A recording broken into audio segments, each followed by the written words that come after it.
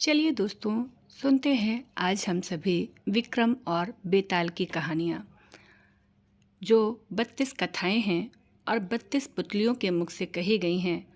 और ये 32 पुतलियाँ एक सिंहासन में लगी हुई हैं। इस तरह करके हम आपको 32 कहानियाँ सुनाएंगे। यह सिंहासन राजा भोज को विचित्र परिस्थिति में प्राप्त होता है।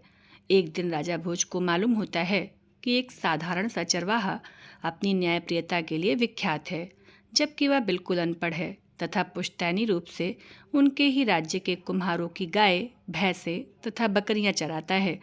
जब राजा भोज ने तहकीकात कराई तो पता चला कि वह चरवाहा सारे फैसले एक टीले पर चढ़कर करता है। राजा भोज को जिज्ञासा बढ़ी और उन्होंने खुद भेष बदलकर इस चरवाहे को एक जटिल मामले में फैसला करते देखा। उसके फैसले और आत्मविश्वास से भोज इतना अधिक प्रभावित हुए कि उन्होंने उससे उसकी इस अद्वितीय क्षमता के बारे में जानना चाहा। जब चरवाहे ने, जिसका नाम चंद्रभान था, बताया कि उसमें यह शक्ति टीले पर बैठने के बाद स्वतः चली आती है, भोज ने सोच विचार कर टीले को खुदवा कर देखने का फैसला किया। जब खुदाई संपन्न हुई तो एक राज सिंहासन मिट्टी में दबा दिखा। यह सिंहासन कारीगरी का अभूतपूर्व रूप प्रस्तुत करता था।